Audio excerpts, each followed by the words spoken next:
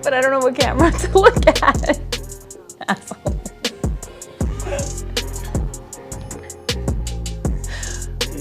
But which camera?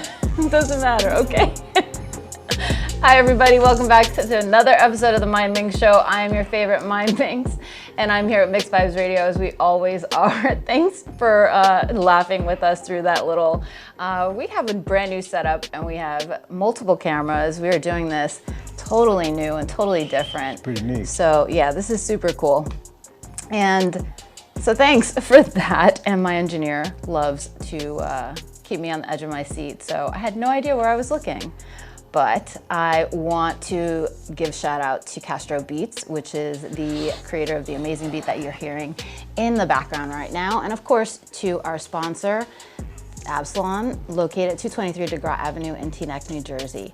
All right, let's get to it. We are here with Vinny Cuevas. Hello, sir. How are you? How's everyone out there? How are my people? I am fine, and thank you for having me. Oh, absolutely. And Mikey, longtime friend.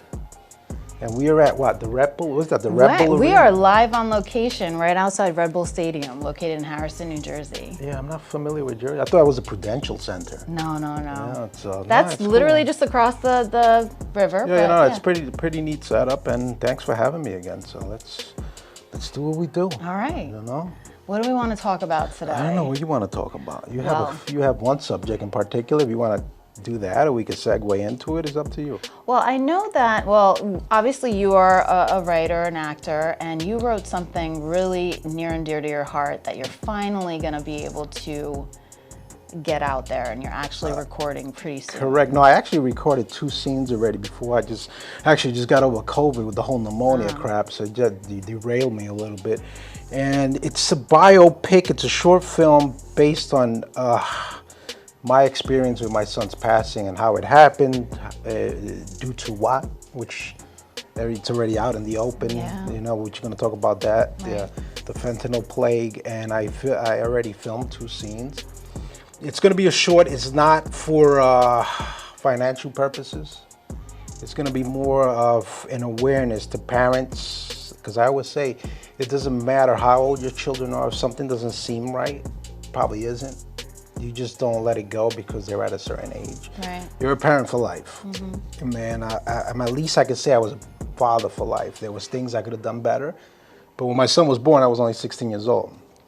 So what can you really do at 16? Mm-hmm. You're a child yourself. We didn't have all the technology, so whatever we learn on the wing. Mm-hmm. You know, our parents were too busy working. I'm not saying that they didn't teach us what we should have been. We had to learn, like I said, on the run. So it was a little difficult for me. So, but like I said, so I'm filming it. It's not based on the whole, pedigree of how he got to where he got to. It's just the particular moment when all that happened. And I'm not gonna say a lot about it. So when you watch it, you can feel the impact of it. And I chose to play the lead because only I know what happened. Only I know I can experience it. And it's not really going to be acting, because what you're going to see is going to be real. And like I told the director, I said, I'm only going to do this once. because this is not acting to me. Whatever you're going to see is going to be, it's just a, how you call it, it's just a facsimile of what happened, you know, and it took a lot of courage for me to even write that. But, you know, I can't do much for myself. I can't bring my son back to life, but I can help parents out there. I can help people going through this phenomenon, which is what the hell it is. You know, it's a plague, it's a disease that's going on, and it's destroying families. See, the actual victim, the person who, you know, who succumbs to this, they're gone. But then what about those behind that you know, that you leave forever tarnished? So that's my message, and I'm working on it. It's a dangerous message to send because you're going up against drug dealers. You're going up against, and what people need to understand is fentanyl. We're talking about fentanyl, folks, and then we'll get into other types of drugs. But fentanyl, drug dealers don't try to kill their clients. They're not the ones. They want their money. They don't want killing their clients. It's wherever it's coming from, the laboratories, wherever they're mixing these, they're putting too much, and I'm talking about 100,000 people died in 2022 just from fentanyl overdoses. And most of the overdoses are not even caused by drug addiction. Let's get into my son's situation. My son had neck surgery, double fusion on both sides. The first drug dealers you go to are the doctors. And I don't mean this in a bad way because they got to give you medicine to ease the pain, but they stick you on opioids like almost immediately. Immediately, yeah. But they only give you a certain amount a week. Because they know it's addictive. They know. It's addictive. I know people who just constantly got addicted to it. I'm going to say he got addicted to it. He just didn't know he was addicted to it because once they stopped giving it to him, he was like, oh, this doctor doesn't want to give me any more medication. I still have pain. I said, try Motrin's not doing anything. He was a stubborn kid. Somebody must have told him, listen, I can get you XYZ from the street. And he was like, oh, cool. He didn't know the dangers of it because out of desperation too. He didn't know the dangers because the people that he got it from were reliable sources. But see, those aren't the people that are going to kill you. It's the people wherever they get it from. And it was going on for quite some time. I saw the difference. I was worried. I spoke to him every day. I said, listen, you know what's out there? His own friend passed away. Oh, wow. They laced her. She was on cocaine and stuff. She was totally different. That was drugs. And they laced her cocaine. They just blew her heart up. And she died with her baby in her arms. Oh, my gosh. That tormented him. And I thought that would have been a learning lesson. Little did he know, a month later, he was gone. Oh, my gosh. And it's the reason I say shocking. See, if my son would have been a drug addict or a drug user, then I would have been like, you know, he was on that path, you know. But it was just shock to me because I knew he purchased that for pain purposes, not to get high. I mean, he had double fusion. He didn't go to physical therapy because he was like stubborn like his dad. He was like, oh, I could do this on my own. I don't need nobody, you know, moving me around and stuff. He never fully healed. So then, you know, he deferred to that. And what sucks is when the autopsy came back, he had 7.2 grams of fentanyl in his system. Wow. 2.3 kills you in 2 seconds. Wow. So he didn't even have Percocet they gave him a pure fentanyl pill. Wow. That would just destroy you. And if there's any, how you call it? If there's any ease to someone passing away from that, is that it's painless. You don't feel anything. It's just you take it, you go to sleep, and you never get up. Wow. It's not, you know, certain overdoses, people foam out, they fall on the floor, they choke on their own vomit. I've heard it, and that's torment. And you know, when I saw him, he was like a baby sleeping. It was just.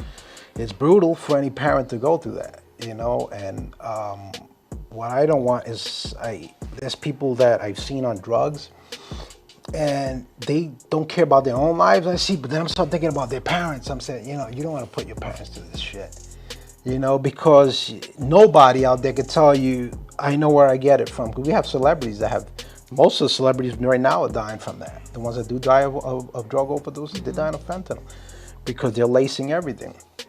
It's coming from China, obviously. I mean, everybody knows where it's coming from. I don't know if it's like a bio warfare where they just want to take us out for some money that we owe them. Which is actually something that we have heard a lot of. As a matter of fact, right after we discussed about you know, what we're going to be talking about today, something popped up on my feed that I tried to send you, and that's exactly what they said. It almost seems like it was kind of a jab back at us that China was. And that's 100% accurate. These aren't conspiracy theories. It's an assumption, but I mean, come on. Yeah. They're taking it's us a out. fair assumption. It's definitely it's like I said, a biowarfare. There's so many ways to take us out with our own intentions, which is taking drugs. They'll lace the drugs we take, and and I tell everybody out there, I say, listen, you may think you're the party drug of your choice, it's cool, but it's just a matter of time before it gets to you, and this is a certainty. It's a matter of time before that drug gets into whatever it is that you're taking. And there's no, unless somebody has Narcan on them at the moment to save your life, 2 minutes go by, you're done. That's worse than cardiac arrest. You know, you can't pump them out. You got to give them Narcan on the spot. And I learned so much of that ever since this happened. And I've developed hate when that first happened. I'll say it out loud. You know, I thought about purchasing a firearm because I knew exactly where he got it from, and just doing something that I was going to regret. But then I have kids. I have a daughter. I have a family. Then I'm going to put them through that now. So yeah, you know, the devil crosses your mind. So then you got to let God enter it a little more than what you normally have. And I'm not at peace because I never will be.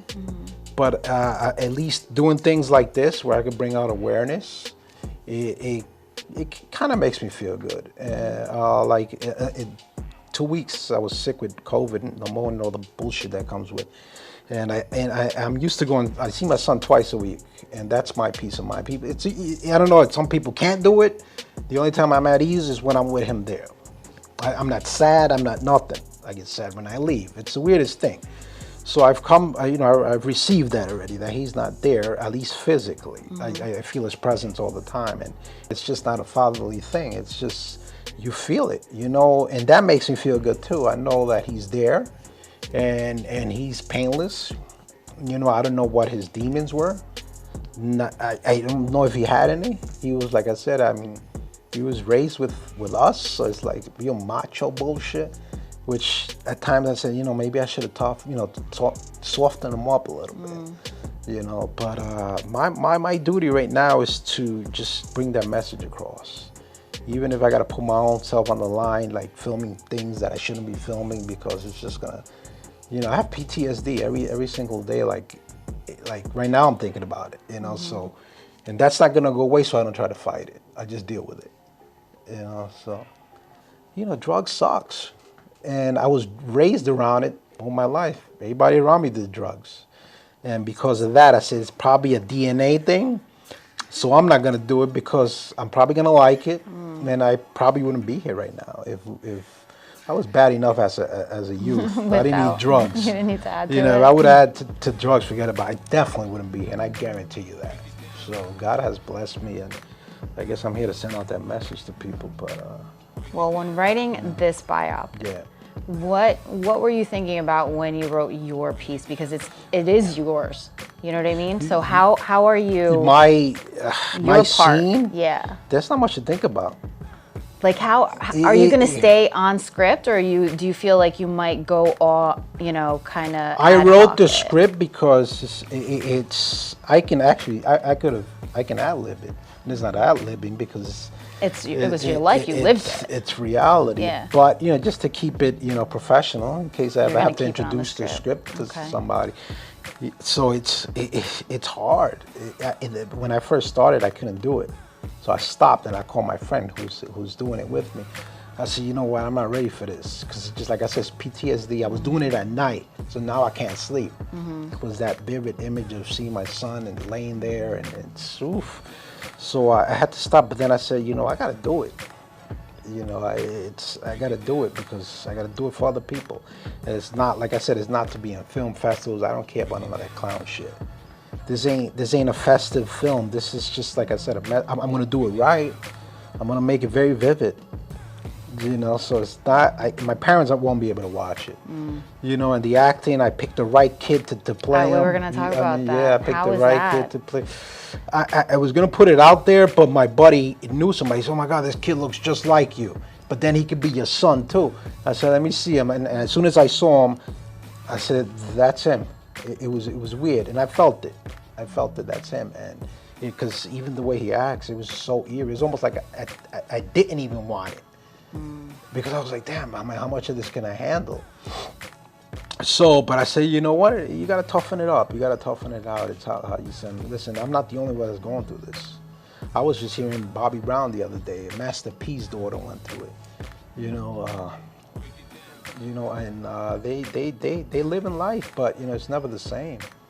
Life is never the same after that. You just move forward. You can't move on. If you try to move on, you're just gonna set up a wall and stay there hoping to get better, and you never get better. You work around it. And I got great friends. Some of them are online right now. They helped me tremendously. So, and colleagues, I got colleagues, my colleagues at the Seaport, my colleagues, Strategist brothers and sisters, they keep me going. I met a good group of guys, especially in the company I'm in, Strategist, and they remind me of my kid, my son. So I love to be around these guys. They're into the girls and they're handsome dudes, and that keeps me going, and that's how I live my memory. And people like yourself, one thing I can't be around is toxic people. I could have handled it back in the days before this happened. Right now, I can't have any of that around me. And unfortunately, I had to let go of people I've known for 30 years because they weren't bringing anything to the table. And I can't do it. I don't play those. I'm a grown ass man, right? 51 years old for Christ's sake. 50. Just turned 51. I just turned 51. I'm too old for the nonsense, but that's where we at. So I make films about it. I've always written. I've opted screenplays. What's wrong? I'm a stubborn son of a bitch. I don't give a shit who you are. I won't kiss your ass. If I have a talent, right? I'll let my talent speak. I'm not gonna kiss your ass or do this for that, just so you can hook me up. If you can't accept me for my talent, then I move on. I don't care who you are. And I know a lot of people. I can call people right now and ask for favors, but I don't ask for favors. Like I said, you gotta like what I do and like me for who I am. And that's how I am. But maybe that's why I'm still, trying to make that big thing happen. But if it's meant to happen, it happens. If it's not, basically, like I was just telling you, I took the biggest loss any human being can take. So everything else is just, right. I'm rolling with the punches. Do you think you'll read it and want to make any changes, or are you like, is the script done? The script's done. It's a short film. Right. I couldn't do a feature on that. It's just too much. But the funny thing about it is I was producing a play in 2005 about my life. It was more about mine, but he was included in it when he was born and stuff. So if I ever went back to that, then I will have to change the ending. Okay.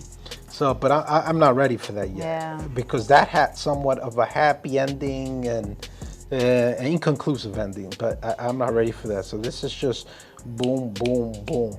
But the ending of the screenplay, it's fictional. It's of the way I thought, the way my life would have ended up had I went the route I was thinking. Okay. Which wasn't a good route. No.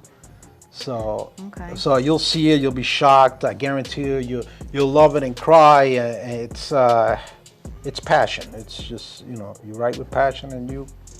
So we have a comment on here saying it's a tiny grain of salt that will kill you. The doctors need to be held accountable. They get you hooked and then leave you hanging.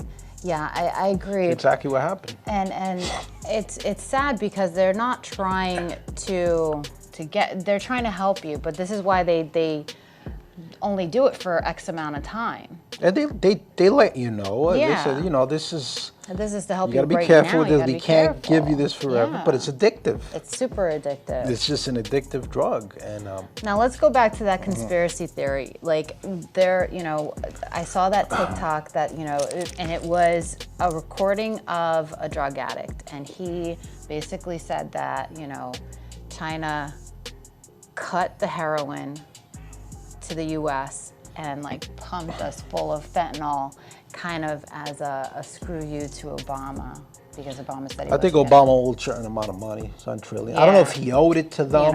It was. I don't want to get political. Yeah. But it was like a vengeance thing. I did. It's almost like 9/11.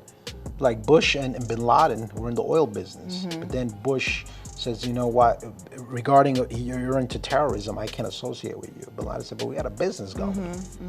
So he says, you know, if you break out of this business, you're gonna pay the ultimate price, which he did. We got 9/11. So it's kind of the same thing with China, and they're still hitting us. You know, they're still hitting us, and it's like a bio warfare type of thing. I believe they don't have to come and throw a nuclear bomb at us, which is probably an easier way to go than to them to poison us the way they're doing it. Listen. Unfortunately, the United States is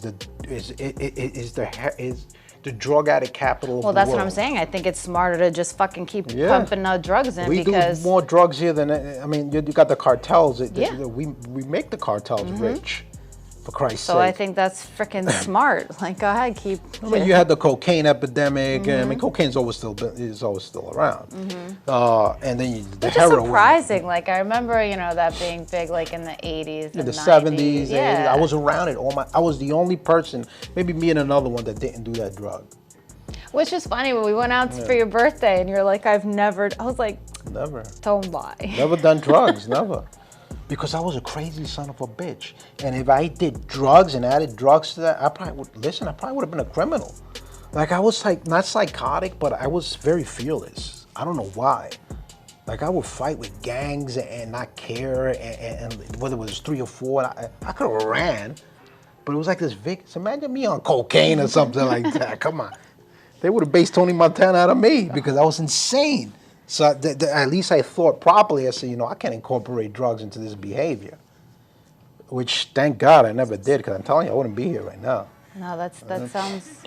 But I can see where that's the easiest way to cripple us as a country. That's the easiest. But then again, we also as a country can't blame everybody for our own mistakes. You're right. We decide to do drugs. You're right. China doesn't 100%. But tie us to a chair and put heroin in our veins. Yeah, no, you're 100% right. But like, if you know that's all you got to do is dangle the fucking carrot, and they're gonna take the carrot. That's 100% right. But then like I said, we choose to do drugs. Yeah. And a lot of the drugs killing people aren't even like hardcore drugs, like the cocaines, and it's not like prescription drugs. People are buying Xanax laced with fentanyl. There, mushrooms. It's everything. You just don't know. It looks the same, and they're. So is fentanyl being used in prescription drugs as well? Everything. Yeah. Okay, so this like isn't just whatever you drugs. buy in the streets. I'm not saying they're doing that in the pharmacy. Okay, so not the pharmaceuticals No. per se. Whatever just you buy in the on the streets, street. they lace it with Gotcha. fentanyl. The reason they do that is you get, let's say, a kilo of cocaine, because they're doing that too.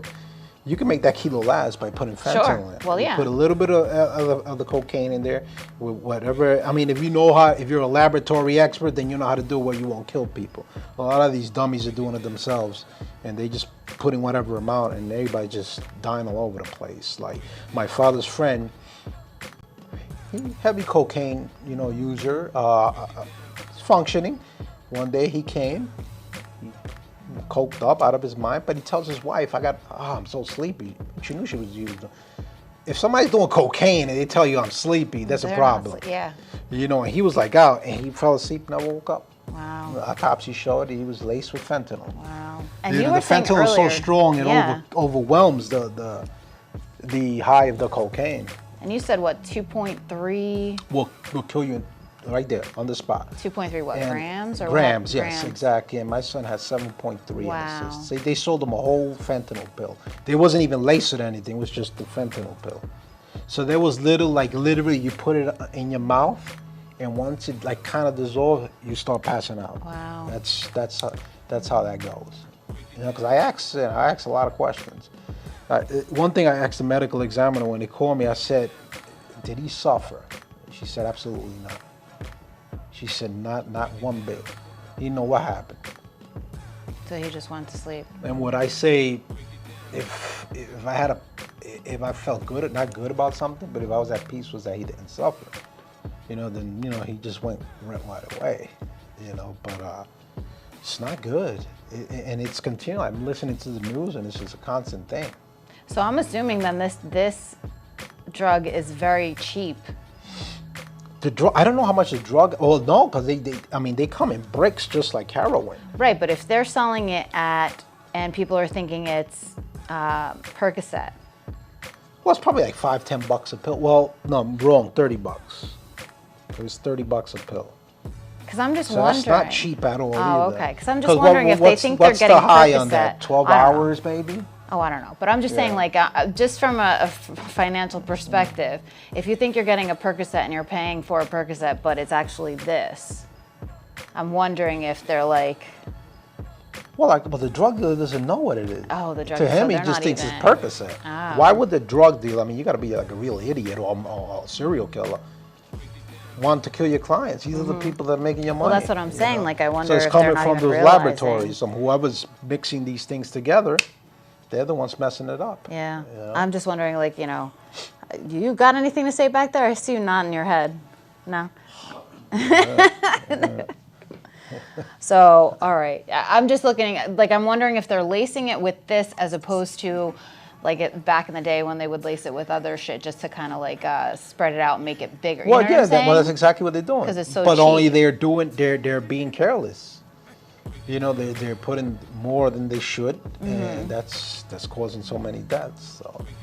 At least, not at least, but at least it's Listen, not like and that's the least problem. What is it, That's the ammonia that they least used to problem that this government seems to care about. It's Mm-hmm. 100,000 people in 1 year died of that, but they don't even talk about it. Because that's a drop on the bucket. Yeah. Are you really serious about it? So it just tells you, like this country's just weird. I mean, I love it because I'm from here and we have our freedoms and, Mm-hmm. we but there's so much shit that needs to be fixed here. And it's sad. It's a sad reality, and in Hollywood entertainment, this is a plague. Even, let's even just take it from perspective of not even drug addicts, not even, Hollywood. There are officers that we've seen reports on who are, come in contact. No, you smell it. God forbid, let's say I had a brick of fentanyl on me. I open it as soon as that dust purees the air, we're done. We're inhaling it. It's over.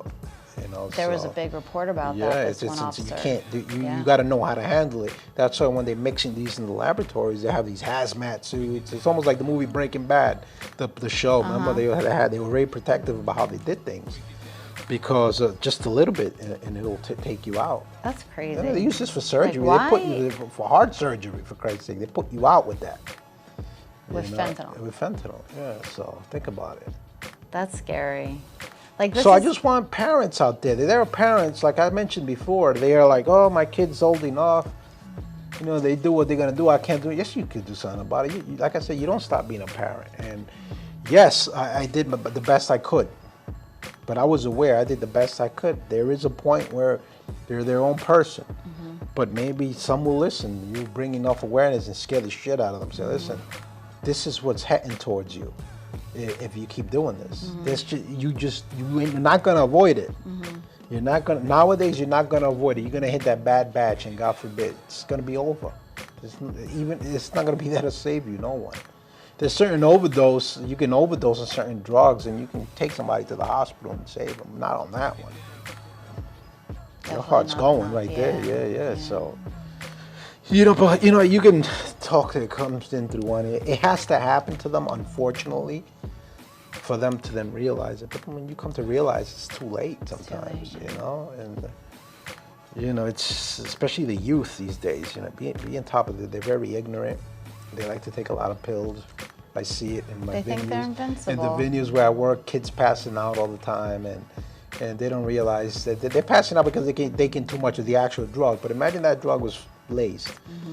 Their parents would have to come identify their bodies, and you don't want to do that. You just don't want to do that. I'm telling you, it's like the worst thing. Like whatever pain you ever had in your life, it's like 3,000 times worse than that. The worst one you ever had in your life.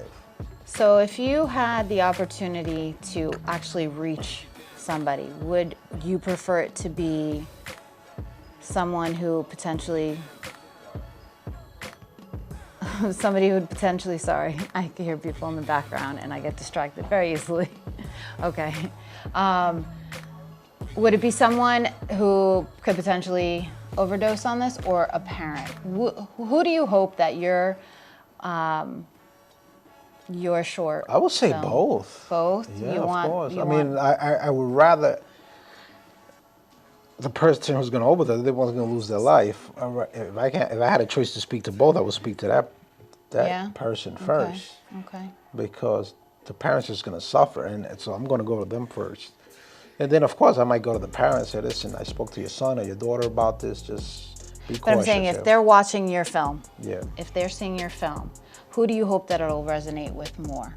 Like the person? No, definitely both. Both? Yeah. I mean, I don't want to put this on the parents. I don't want to make a film where I'm tormenting parents. That's not what I'm doing. Okay. Because if you didn't go through this, you're not tormented. I am. Right. But it's almost like it's a what can happen, and it's not only me. Anybody who loves their children will go through that. It's just you guys have kids, and that's the last thing you would ever want to think about, right? And the last thing I ever wanted to think about, I would see these stories and think, oh my God, how does this guy put up with it? How does this guy live through life with it? How does this person? Then when it hits you, that's the first thing. Because when it hit me, I was numb for like 2 days. Because it's almost like, okay, I'll get through this. And everybody's crying, going bananas. And I don't know, I'm trying to console everybody. We're going to get through this. But then I got caught alone. I remember this like it was yesterday. I got caught alone and I fucking lost it. I went to the FDR Drive. I was just looking into the river. And I was like, holy shit. Then it hit me. Like, I'm never going to see my son again. And I just, like, literally almost fell on my knees. And I had to recapture myself because the people around me, they probably thought I was on drugs, I'm like, and I said, oh, shit. And I hold everything inside, so I wouldn't call nobody and tell them nothing. Everybody, I'm all right. I got this. But then I started calling people. I said, I need help, man. Like, I need help. I need to talk to somebody and stuff like that. That's when I found myself vulnerable. I started speaking. See, I'm okay. I don't down therapists. I suggest people take therapy, but to me, they just tell you the same shit. That therapist didn't lose his son. I don't give a shit what he tells me. He's not going to make me feel better. Sadly, that's just how it is. You're not going to give me pills because I'm not going to take that stuff. I want to deal with this pain like naturally, because grief is supposed to be dealt with that way. And that's how I'm doing it. But I tell people, like, listen, like I said, like, I can't bring my son back, but I could probably help someone from going through that. And if I could do that, then I'm scoring.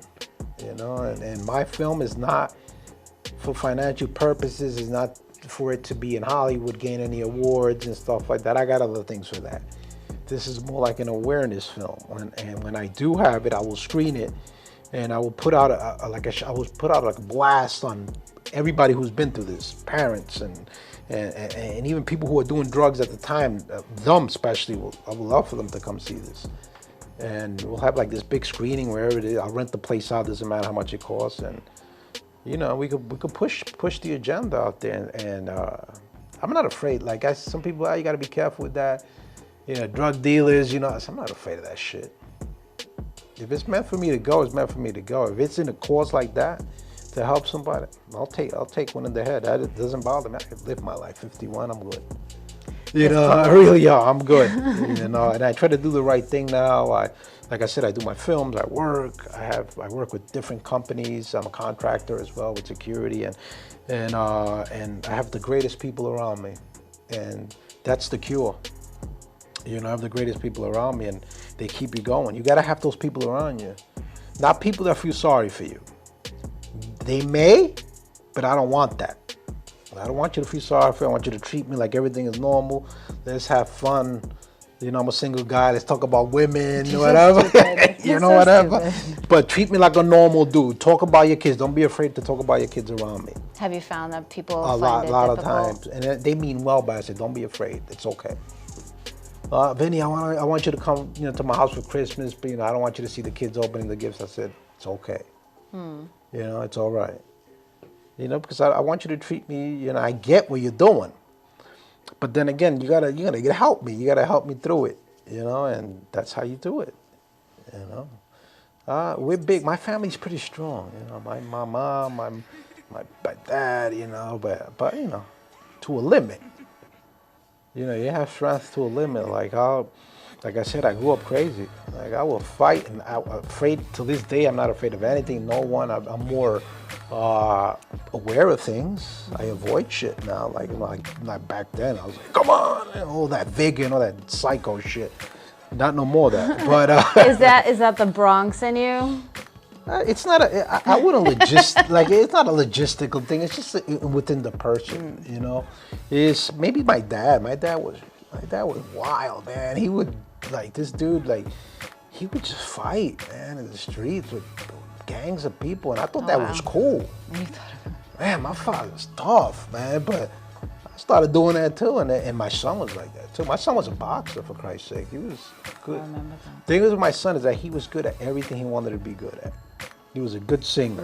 I thought he was great. I don't know if Mikey ever heard him. Aww. He would sing. My son came to the show. Remember, we did a show together. He did Caso Cerrado. My son, go on YouTube. He did it. Okay. He held like the judge, a hostage and everything. It actually aired a couple of months ago. It's been airing all the time ever since this happened. Aww. So he came on the show, and he was supposed to be like my guest for the show, but it's my son. And then we got into a scuffle, and then it was all a phony. But everybody, oh man, but how did you get the guy? Yeah. What happened? Why did you guys fight? And it was hysterical. Like he was good at anything he wanted to do, but he made one mistake, and it cost his life. Why did he need neck surgery? What caused what he needed? You know, he had this weird, I don't know, degeneration or something it's called, of the spine. At his age, he had the spine of an 80-year-old man. Oh, really? They don't know why he had that. Doctors say, you know what, as you get older, this isn't gonna be good. So you're strong now. Let's get surgery. And I tried to discourage him from it. I said, at least get one at a time, but he got both. Oh. So yeah, that was painful. But then he didn't want to go to rehab. Like and they didn't. So somebody just said they didn't send him for pain management either. They did. He didn't want to. He didn't go. Oh. That was the problem. Nah, I'm good. I need just the pill. That's it. It was good. You be in the workout. You see him working out like you couldn't even move. But you're talking to a 20-something at the point, it was like 26, 27. You're talking to a grown-ass man. Am I going to carry him? Yeah, you can't force him. I tell you, sometimes I would speak to my pressure would like go up to like 200. Because it was like, yo, he's getting on my nerves. And I would hang up on us. Dude, call me when you're ready to be a man. And we get into all these fights all the time. Oh, you treat me like a baby. But then we all see now why, right? Why I did that. It wasn't I was treating you like a baby. I'm trying to save you. Yeah. I couldn't do it. I'm not saying that it was my fault, but yeah, I blame myself a lot. His mother blamed himself a lot. My mother blamed herself a lot. We could have done this. Yeah, we could have, but you know, a lot of people say if you're into spiritual things, God, they say, you know what? If that was his day to go, he would have gone some way. Yeah. Because sometimes you just you could choose the way you want to die or the way you're going to die. If you have a certain lifestyle, you're going to end up dying that way. You eat a lot of McDonald's, possibility you're going to die of a heart attack, right? But they say if your day's your day, that's your day, you know, so I'm going to leave it at that, I guess, you know. Yeah. Anything to give you peace of mind, because we just don't know the truth. Whether it's life after death, I don't know, I wish, because that gives me a purpose to like say, okay, I'm going to die, I'm going to see him one day. There you go. You know, so. Until then, you go visit him twice a week. Let me tell you something, I was doing 4 or 5 times a week. I remember you would record every and time. They told me that's totally unhealthy. People grieve differently, but that's unhealthy because you're not letting go. And I said, nah, that's not true, it's not true. They said, why don't you go twice a week, go 3 times a week, bring it down to 2, bring it down to 1, go twice a month. I'm still at 2 a week. It probably will be like twice a month, but somewhere along the line. Do you feel that you lessened it because someone said that, recommended that? Or the therapist told me that, not a person. Oh, okay. But then I also had a friend who lost his 10-year-old daughter, Ralph, God bless him, in Villanova, and he guided me through a lot. Okay. And he also told me, yeah, you got to stop that, because you're not letting go, and this is just going to prolong and prolong. And he was right, because going twice a week, I still could bring it down to 1, because when I had COVID, and I was like, oh, I gotta go see my son. But then again, I'm thinking, I'm not gonna go on the train sick like this to get other people sick. But I was like desperate. I wanted to Uber it in, but then I said, I gotta relax. So that worked. I was able to do it without, so maybe I could start from there. Okay. Because he's there, you know, but it's almost like it's a mental aspect of it. And I like to be alone. I like to be with nobody when I'm doing it. I have my own little ritual with him. And I don't do that when somebody else is around me. I know I was staying there 2 and 3 hours. I was writing there, and there were times I was just crying for 3 hours. And then people come in, and I'm wiping my tears. This macho shit's got to stop. I mean, we're living it's 2023, where all men do now is cry. So I shouldn't feel too bad. Everywhere you look, men are crying, wearing skinny jeans, while the women's are tough wearing the baggies. So we should be okay now, but I'm still living in those Roman times. All right. But, that's so who we are. You said you already filmed a couple of scenes. A couple of scenes, and then I got 6. I'm gonna film the rest.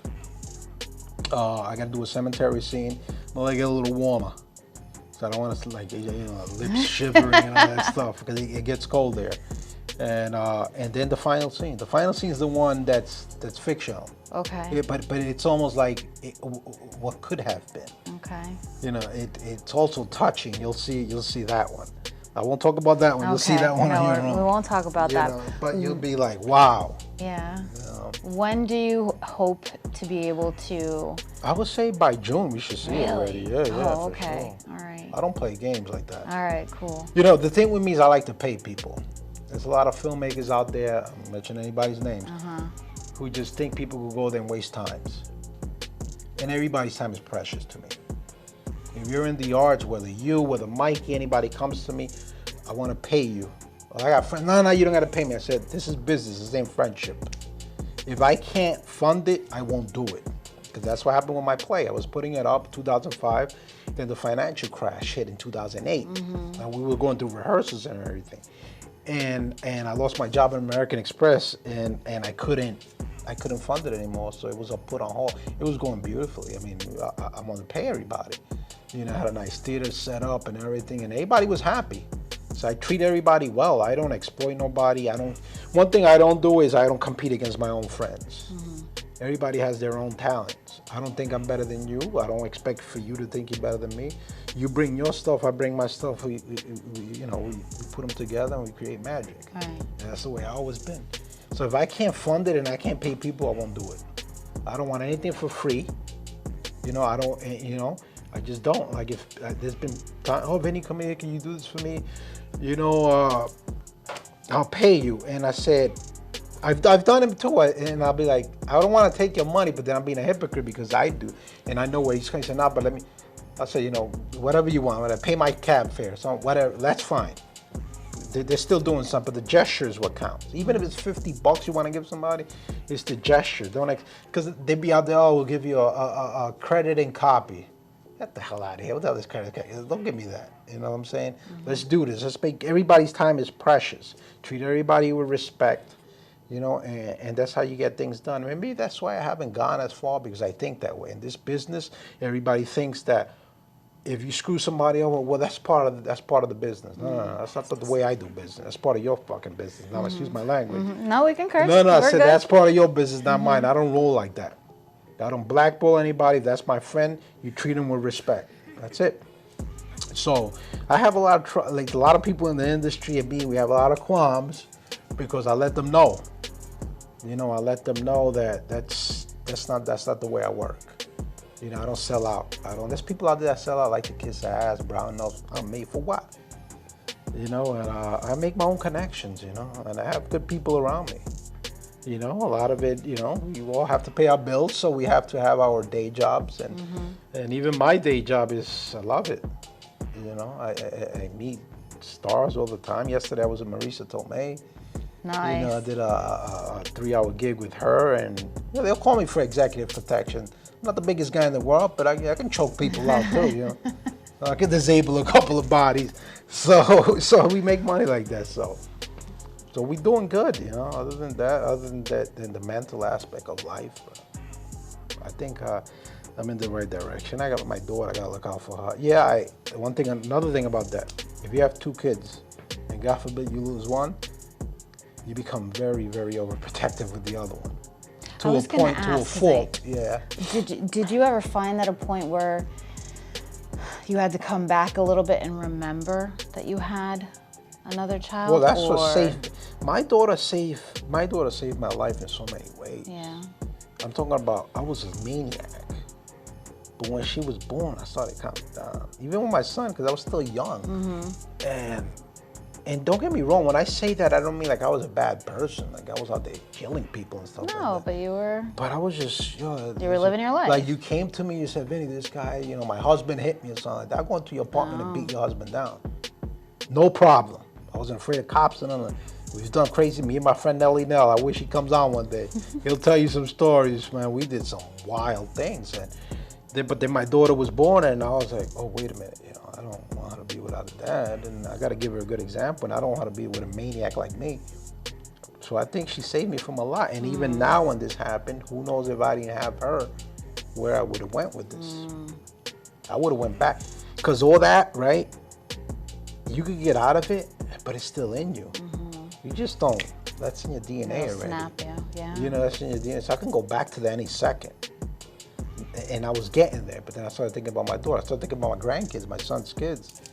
I said, nah, well, what kind of example is that? That's me being weak. That person, whoever, that person's gonna pay the price. Those people always pay the price. Let their karma get them on their Yeah, own. they pay the price. The ultimate price of dealing drugs and doing drugs is death, hospital, and jail. There's nothing else after that. Doing drugs, selling drugs, dealing with drugs, these are your three options. You pick them. None of them are good. Hospital's your best choice. And that's not good. Hopefully you get out of it. So that's who we at. Yes, he was definitely living La Vida Loca. Who's that? That's Sandra. Oh, Sandrita. Sandra knows. I've spoken to Sandra a lot, yeah. But I got friends like her, like you, like Richie, like Ralph. It's just Mikey. Shout out to the crew, yeah. The crew, Mikey. I know Mikey a few years already, right? Me and Mikey we had a lot of fun, Mike, in the old radio shows. So, you meet people like that make a difference in your life. My friend Raul. I don't know if you ever met a crazy Raul. I have met Raul. Yeah. That's my brother. That's another soul, another lunatic. Yeah, I harassed the shit out of him not that long ago because so we flooded a year and a half ago now, and he redid That's right, my you told me, HVAC, yeah. But it wasn't working in what was it, December? So I harassed the shit out of him. I did. I was like, I've only had it for basically 3 months because we only used it in the winter. It's not working. Raul, that's why he had similar lifestyle. So I could definitely tell. I can look at the whole crew of the guys and see exactly what your whose mindset was, and we're overprotective about the people that we're with, and that can be to a fault at times. Times are crazy out there, And one thing I've always been big on and keen on is the respect, and I don't mean this in a way like to get laid and all that, but I've always had respect for women because all my life I've been around women. Even when I was at Radio City, I spent my life with the Rockettes. You want to fucking talk about when they come into me asking me for beauty tips? I spend a lot of time with women. So I have a lot of respect for them. And when I hear men degrading women, we talked about this before the show, and I hear the misogyny, men competing against women, how they feel they're better than women, like they should get paid more, or I could do a better job. I can't stand that type of shit. Especially with if she could do it, I could definitely do it. You get that all the time. She could, no, you can't. Because like I said, every woman I've dated or I've been with have been professionals. Much smarter than I am, and I'm okay with that. They've made much more money than that. The only thing I say is we got to split the bills equally. It doesn't matter how much you make. Really? Yeah. Like I don't want her to, because she makes more money, that she thinks I'm going to pay less. No, it's not like that. Oh, so I was thinking the other way. No, because a lot of times they'll be like, no, we'll take care of it, because then I feel like no. I think it should be the opposite. I think I'm done splitting bills now. If I'm saying, you could take care of the bills. Yeah, I'm but not the thing taking is care that of shit now no things more. are so expensive now. Yeah. That is almost impossible. Back then, it was just one household, one person in the house who would take care of everything. I wish, listen, if I had that type of money, I'm taking care of everybody in the house. But sometimes you can't, sometimes you can't do it. Aw, Sandra said we love you, Vinny. Yeah, Sandra always loves me. Let me see one of the lubed up picture tonight. With the Vaseline, with the Vaseline. Those are her tricks. Wait, I want to go back to your wings and brownies. I didn't remember getting an invitation, just saying, by the way. Oh, they got some football party. But her team is done anyway, the Cowboys. I don't know what she's watching football for. Wait, there's still football? Yeah, they're playing tonight. Today. Crying out loud. Yeah, that's another thing. I used to follow sports religiously. My thing has always been baseball because I was a baseball player. And, that's right. and boxing, and boxing, like boxing religiously. I know everything about boxing. I forgot you played baseball. Yeah, I was good. What happened to your shoulder?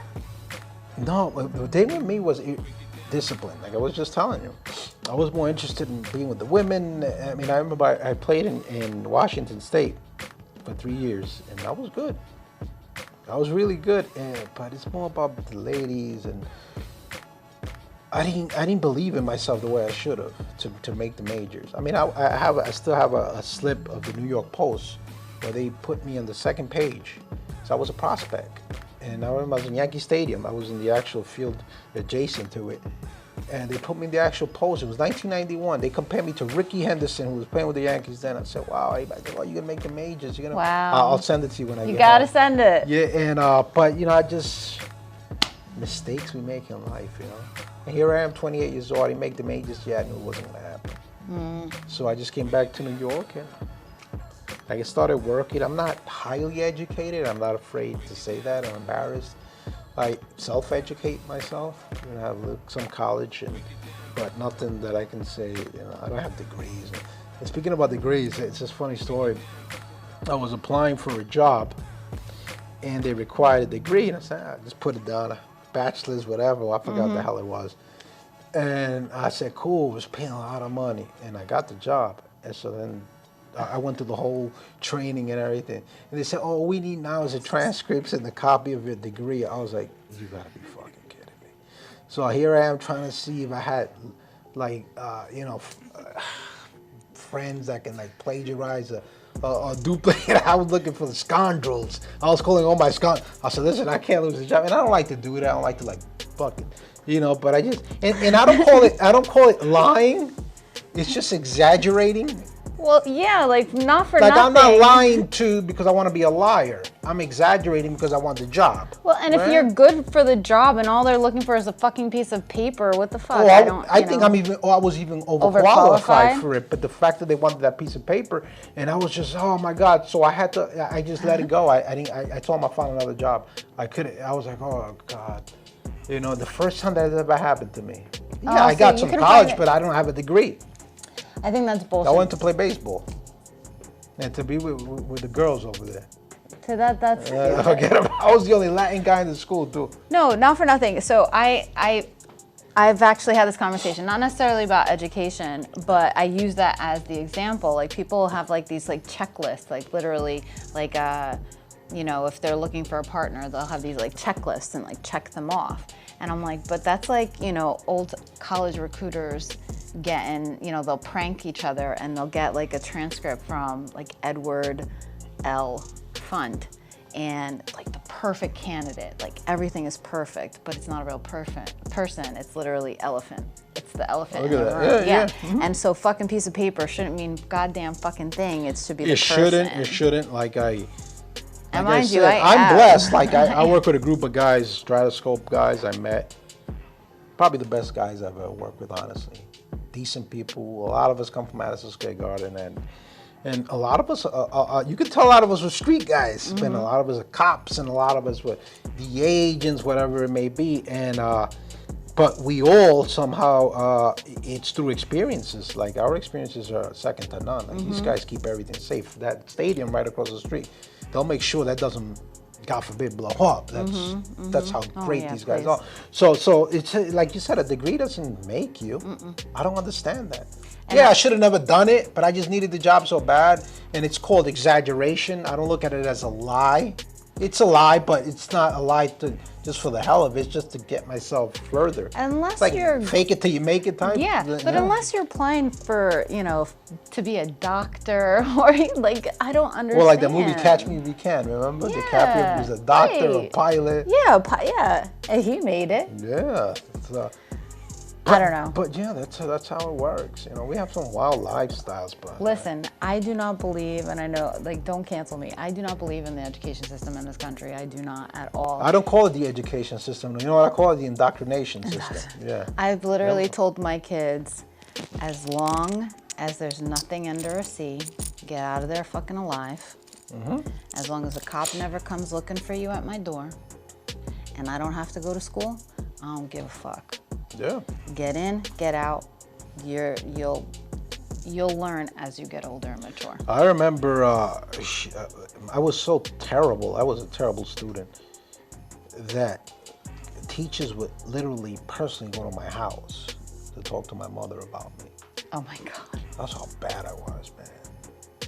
And I think, me and her talk about it, we laugh about it now. Like, what the hell was going on? Like, how bad were you that the teacher was going, man? Like, I was just bad, man. Oh my God. I remember one time this teacher got me so upset. I saw he was a big dude. I said, all right. He got me so embarrassed me. I was an impeccable dresser. I used to dress, I had no brains, but I was always dressed up. I always had these medallions. I always felt like a Don Juan. And he turned around, I jumped up on the table, I remember, and I jumped up on his neck, and I grabbed him on a chokehold. He was like spinning me around because he was a tall dude. And I'm surprised that he put me in a juvie back then. That's how insane I was. Wow. And I wasn't crazy, it's a part of the brain that doesn't feel fear. It's a such thing, which is dangerous. Yeah. Because there's times where you have to be scared. Yeah. There's times you gotta walk away. Like maybe 2 months ago, I was in the subway. I'm with my daughter. He taking the trains with her. What happened? Some dude goes in, a little drunk, harassing people for money. And I never carry cash. I always use my car. I just don't carry. So I just told him I didn't have cash. I'm sorry. And he looks at my daughter and asks me if I was prostituting her. So I just turned to her and my face turned red, dude. And I went like this. I said, you got 1 minute to walk away from me or your life ends right here. And my daughter got nervous. I just blanked out, like I didn't even know she was there. And he saw it. He saw like that demon in my eyes. And as soon as that door opened, he started talking a little bit of shit. He walked out. I was gonna wring his neck right there. And then I said, you know what? This has gotta stop. So I don't take, I'd rather spend $100 in an Uber if I gotta go see my mom or go see my son with her than to take him to the train because of that type of shit. And that scared the shit out of me. Because I should have just ignored it. But then you're talking about my daughter, for Christ's sake. Yeah. That's a hard one, Yeah. you know? And he was drunk, so I would have never won that one. Because people would have stopped videotaping me. Oh, look, he's beating a drunk guy up. But they left out the part. Sure, You know? always. Like they always do. And then, So- somebody would have known you and be like, oh, this is Vinny, he's the Trump supporter. Yeah. There goes that Republican Latino son of a bitch. I don't know how you're Puerto Rican and a Trump supporter. Yeah. Well, I get that. I used to get that all the time. And it's like that. I said, man, come to my household, man.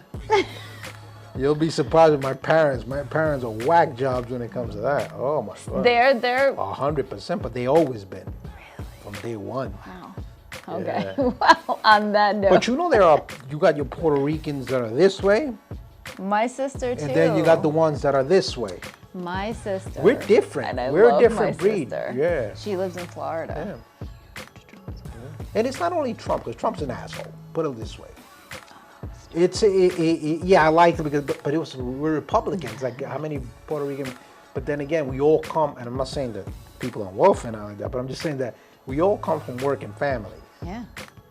So we almost like we live better through their rules of working hard and not depending on government, and that's where our mindset is at. Not what the media tells us, because the media is the one that started. How you call it? They made the Republicans villains. Okay. They really did. Alrighty. They really did. It was, Oh, sure. Okay. No, because back then, you and I, you could have been a Democrat or a Republican, and we got along fine. We had disagreements. My dad was a Republican, my mom was a Democrat, but I think she was only a Democrat because my dad was a Republican. Which keeps conversations, but there was still healthy conversations. Now people be breaking up over shit like that. Because it's what the media tells us. The media wants us to believe certain things. And it works. And it literally works. Whether it's this side of the media or that side. Well, right or left. It doesn't matter. misinformation. There's a lot of misinformation, a lot of brainwashing. Or just putting out there the parts they want you to hear, like what you were just saying. They would just video you beating up that drunk guy. Happens and all the then time. I've seen it not the happen. beginning. Even What with caused it. police. There's a lot of asshole cops out there. I'm not gonna lie. Those are my peoples. Police, right? There are a lot of assholes out there. I know a couple of them. But Let's videotape the whole thing. Yeah. There are people in those subways right now that deserve a beating. I'm sorry to say that. They're going around harassing people. You don't treat those people with respect. Yeah. You just don't. But then if you do that, then they'll videotape the part when either the cop grabs them or I grab them, and then you're the bad guy. Yeah, and for some reason somebody, I don't know why, we'll talk about this later, but somebody made a comment on one of my posts about wanting to out the Harrison PD, and I'm just like, that's intriguing that they're... To get rid of them? Yeah, like they're, I'll show you later, and it's just, why? And cops are the first people they call when they're in trouble. Yeah. Listen, they're assholes. Like I said, there's asshole cops. Like what happened? There's assholes everywhere. What happened in Memphis? Is it that just happened now? Yeah, those 5 cops. That's yeah. horrible. That's a Yeah. Rodney King But they type of were, thing. you know what? Yeah. But they were arrested. Yeah. They were arrested, so that's. Even if it's a and justifiable thing, you still got 5 guys with batons. That's I a don't little know. overkill. The only thing I know about this entire case, to be honest, I don't know was when much. I heard, I don't know anything I except can't that they comment were on it. arrested. I don't know Yeah. much, but I still think that's a little overkill. You know, like we've always been On taught. a brighter note, the state did the right thing by taking disciplinary action. You have to right and away. Yeah. also filing charges against them. Yeah, you have to right away. If not, you're just gonna create havoc. Yeah. Just try to sugarcoat it. And You're brush it gonna under the create. rug. But even when we take our training, security trainings I've taken in self-defenses, if somebody could smack the shit out of me right now, and if that person gives up, I could get assaulted once I hit him. I could get charged with an assault. Or if I bring them down and I'm restraining them, I can't use deadly force, try to choke them out, Because or you're knock them out, trained. punch them in the Because back of the you're head. trained. I can't do it. You know, I've had a couple of situations like that where it's been close to it. You know, I've stuck my elbow in people's necks just because I don't want them to get. You guys are big dudes, but I know the limits because I know there's a point where if I see that he's either turning colors, I'm going to stop doing that. It's more of a debilitating type of maneuver, and I've done Aikido and stuff like that. I can defend myself. But there's just certain things you got to be careful with. You know, we're in a very timid culture now. Everything is on video now, and they use everything you say against you, and it sucks. You know, and I work in that environment. I worked in a liberal environment, not in a bad way. So we got to treat everybody with respect. He tagged me because he knows, but I'm not. No, but I'm just saying, not in a bad way. Yeah. Like, you know, if you really talk to me, I'm more like a libertarian in a way, because I'm like live and let live.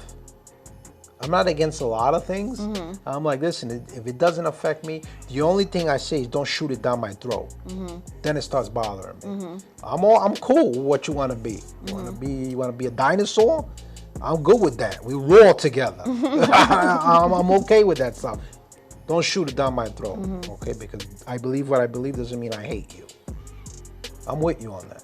You know what I'm saying? Let's say homosexuality. 3 of my best friends are gay. Gay is Liberace. But they look like me like this, but I tell you, they're like, forget it, you throw them out of a roof and they ain't landing on the floor, they flying.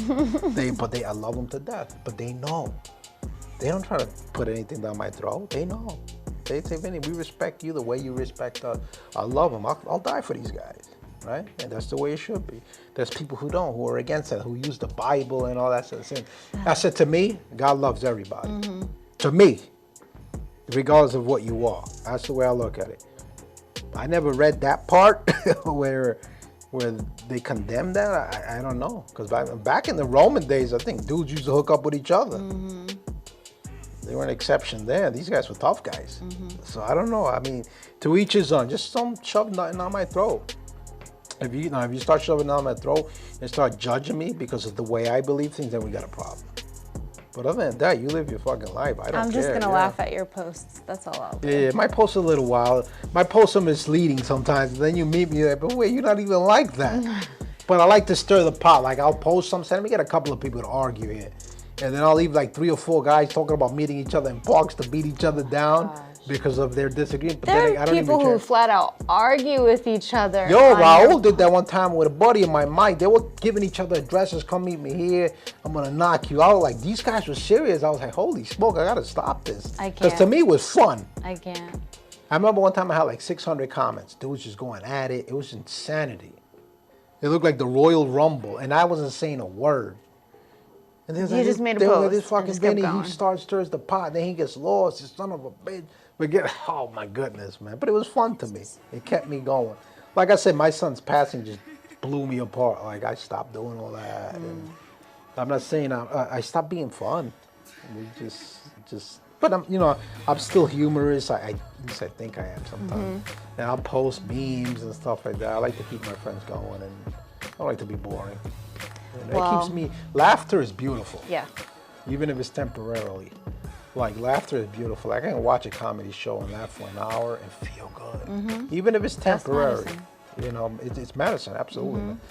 But then, you get people that call you with problems they choose not to fix. And that's what I'm going to start drawing the line. Like, if you have a problem with a spouse, if you have a problem with something, okay, so what are you doing? What are you going to do to solve this problem? What's the resolution here? Like, are you going to call me in 6 months and tell me the same thing? Because I don't want to hear that shit. Right. Tell me what you did to fix the problem. All right? I'm not here to give you opinions on how you should work in marriage or whatever it is. You know what I'm saying? Or the boss or whatever. But if there's a problem, you got to fix that problem, because I can't listen to that stuff if you choose to do nothing about it. Gotcha. You know what I'm saying? So I'm like that now. Back then I would listen to these girls crying over their boyfriends, only because I thought I had a shot. Oh. So I took one for the team. I was like, all right, He took I one was for like, the yeah. team. I said, this I want to have is gonna cost you a lot. Oh my God. And at times it worked, Dear Lord, if he hits me in the arm one more time. Oh, I'm sorry. What? And I'll be and I used to say, I said, no, I said, oh my God, Vinny's so understanding. I said, yeah, of course I am. Ulterior Of course I motives. am, yeah. But and Sally's like, I ain't calling him. No. No, I'm not calling Fin Dog. Well, wait, no, we just found out. We didn't even have it. He got so insulted. Yeah. He's like, you don't have my number? No, that's right. I thought you did have mine, but I didn't have yours either, so we're equally as bad. So. Well, we've actually been on for how long, Mikey? Hour and a half. 1 hour Holy and 6 fuck. minutes. Oh! We did it. All right, so June, hopefully we'll be able to see this. Oh, maybe even before. But definitely I'll target June. I like to keep it nice, summertime, everybody get out. Oh, I'm looking forward to it. I will bring tissues. I would love to have it. It's the day of his passing was June 4th. Oh, wow. I would like to do that. I'll definitely bring tissues, because I'm a crier, man. I mean, if you don't cry, if you don't watch the film and cry, it's I'm a crier. you're heartless. Well, that's why, before we even started, I was like, do I need tissues I tell today? the dudes, no, because I always say stay strong. If you see me strong, you stay strong too, It's hard, but you can talk about it. I couldn't talk about it in the beginning. What I can't do now, I can't see pictures. I can't see videos. Still no. I could see there was some pictures where he would act like a fool. I could see those. They make me laugh. But baby pictures when he was in school, none of that. Okay. I took it all off. I can't, not even get near it. I've had one of his girlfriends send me a picture. I said, don't do that again. I said, you mean well, but don't do that again. Ask me first. Maybe one day I'll be ready. Maybe I'll never be ready.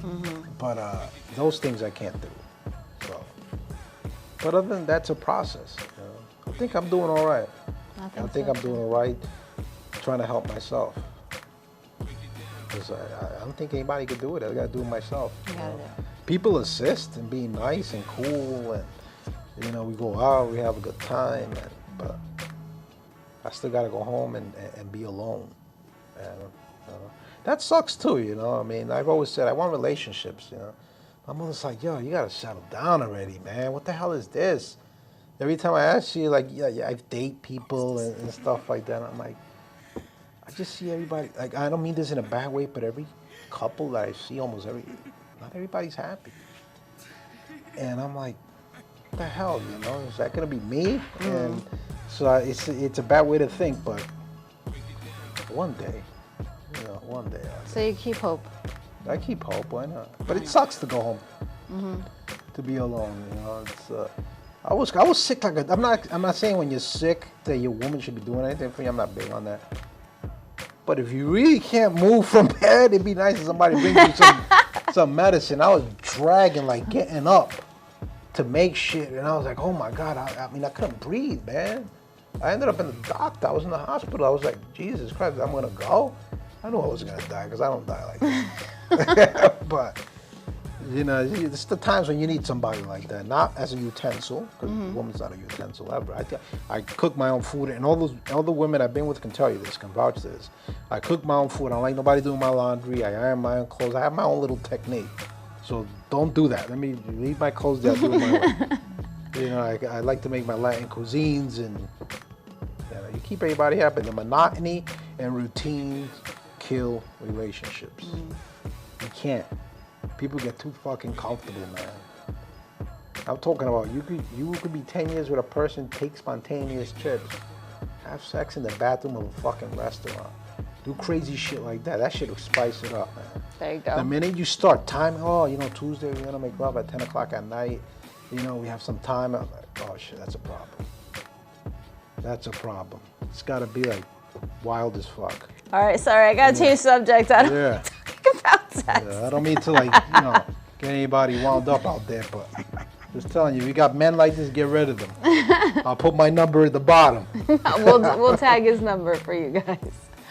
All right, so well, thank you so much for giving us your time today. Thank you. Thank you for allowing me to speak. No problem. Yeah, I don't like to talk about this a lot, but I'll do it when it's worth the while and it reaches out to people for sure. Well, I just want to give a shout out to Richie, who is How I Know You. And then, of course, Richie Esquiche. I don't know if he hopped Richie's on. smart as hell. Super smart. And then, of course, I just want to give you a shout out because you're the reason why I'm here with Mixed Vibes Radio. Full circle, right? Full circle. Well, I'm not the reason, you're the reason. Oh, I just introduced you to Mike. Yeah. But, Yeah. all right, so that's it. We made it through another episode of the Mindminx Show. Thank to my friends who logged in. I appreciate it. You'll also have it on YouTube, right? Yes, we'll post the let link. them know. Yep. But it's a brand new week, so go own it and mind your favorite minx and join us next time. Thank you guys. God bless. See ya.